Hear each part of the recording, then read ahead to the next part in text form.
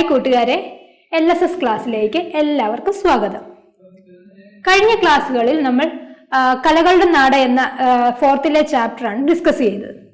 ഇന്ന് അതിനെ ബേസ് ചെയ്ത് നമുക്ക് കുറച്ച് ക്വസ്റ്റ്യൻസ് ഡിസ്കസ് ചെയ്യാം. ഫസ്റ്റ് ക്വസ്റ്റ്യൻ, കഥകളിയുടെ സാഹിത്യ രൂപം ഏത്? കഥകളിയുടെ സാഹിത്യ രൂപം ഏതാണ്? ആട്ടക്കഥ. കഥകളിയുടെ സാഹിത്യ രൂപമാണ് ആട്ടക്കഥ. കൂട്ടുകാർ കഥക് എന്ന് കേട്ടിട്ടുണ്ടോ? ഒരു നൃത്തരൂപമാണ്. ഈ കഥക് എന്ന നൃത്തരൂപം ഏത് സംസ്ഥാനത്തെയാണെന്ന് അറിയാവോ? ഏത് സംസ്ഥാനത്തെയാണ്? ഉത്തർപ്രദേശ്. ഏത് സംസ്ഥാനമാണ്? ഉത്തർപ്രദേശ്. അപ്പം കഥക് എന്ന നൃത്തരൂപം ഉത്തർപ്രദേശത്തിലെ കഥക് എന്ന നൃത്തരൂപം ഉത്തർപ്രദേശിലെ പ്രശസ്തമായ നൃത്തരൂപമാണ്. തുള്ളൽ എന്ന കലാരൂപത്തിന് തുടക്കം കുറിച്ച കവി. തുള്ളൽ എന്ന കലാരൂപത്തിന് തുടക്കം കുറിച്ച കവി ആരാണ്? കുഞ്ചൻ നമ്പ്യാർ. ഇനി കലകളുടെ രാജാവ് എന്ന് കേട്ടിട്ടുണ്ടോ? ഏത് കലാരൂപത്തെ കുറിച്ചാണ് കലകളുടെ രാജാവ് എന്ന് പറയുന്നത്? അല്ലെങ്കിൽ കലകളുടെ രാജാവ് എന്നറിയപ്പെടുന്ന കലാരൂപം ഏതാണ്? കഥകളി. ഏതാണ്? കഥകളി. ക്രിസ്ത്യാനികളുടെ ആഘോഷവുമായി ബന്ധപ്പെട്ട കലാരൂപം ഏതാണ്? ക്രിസ്ത്യാനികളുടെ ആഘോഷവുമായി ബന്ധപ്പെട്ട് അവതരിപ്പിക്കപ്പെടുന്ന കലാരൂപം ഏതാണ്? മാർഗം കളി. മാർഗം കളി. മാപ്പിളപ്പാട്ടിനെ പരിചയപ്പെടുത്തിയ മഹാകവി ആര്? മാപ്പിളപ്പാട്ടിനെ പരിചയപ്പെടുത്തിയ മഹാകവി മൊയിൻകുട്ടി വൈദ്യർ. മൊയിൻകുട്ടി വൈദ്യർ. കേരള സംഗീതത്തിന്റെ വസന്തകാലം എന്നറിയപ്പെടുന്നത് ഏത് രാജാവിന്റെ ഭരണകാലമാണ്?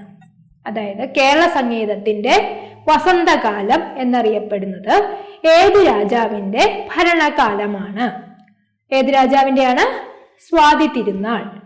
സ്വാതി തിരുനാൾ മഹാരാജാവിന്റെ കാലഘട്ടമാണ് കേരള സംഗീതത്തിന്റെ വസന്തകാലം എന്ന് അറിയപ്പെട്ടിരുന്നത്.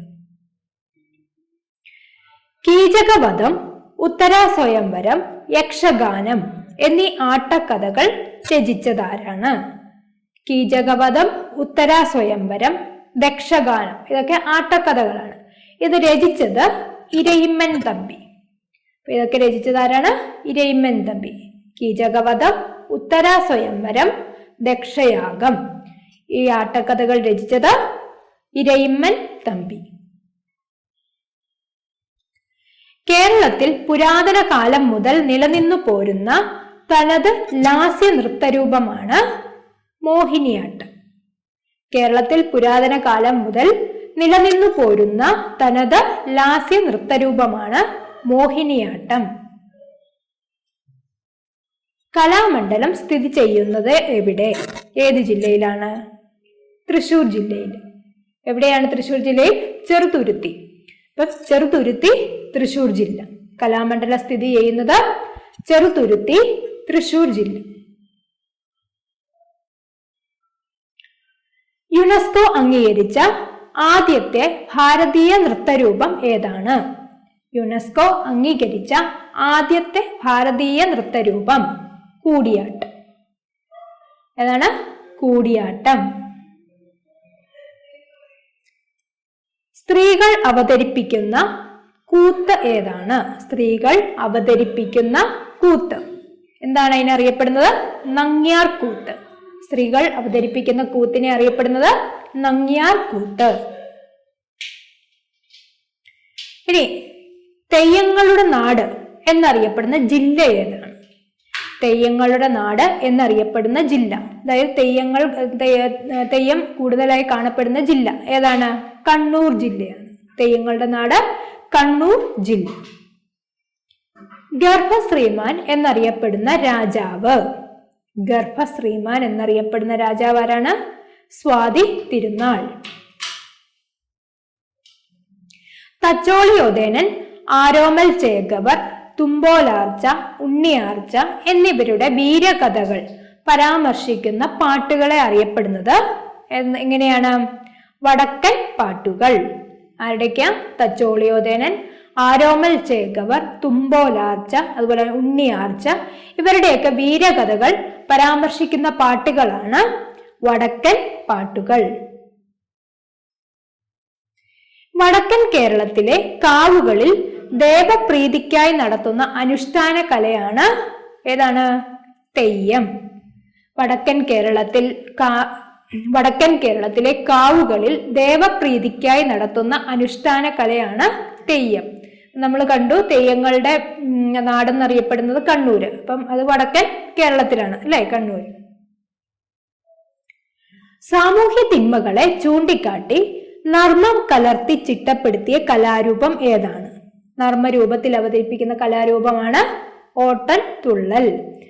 സാമൂഹ്യ തിന്മകളെ ചൂണ്ടിക്കാട്ടി നർമ്മം കലർത്തി ചിട്ടപ്പെടുത്തിയ കലാരൂപം ഓട്ടൻ തുള്ളൽ. കേരളത്തിലെ ഏറ്റവും ആദ്യത്തെ ചിത്രകല ഏതാണ്? കേരളത്തിലെ ഏറ്റവും ആദ്യത്തെ ചിത്രകല അറിയപ്പെടുന്നത് ചുവർ ചിത്രകല. ഏതാണ്? ചുവർ ചിത്രകല. ചാക്യാർ കൂത്തിന് ഉപയോഗിക്കുന്ന വാദ്യോപകരണം ഏതാണ്? ചാക്യാർ കൂത്തിന് ഉപയോഗിക്കുന്ന വാദ്യോപകരണം ഏതാണ്? മിഴാവ്. മിഴാവ്.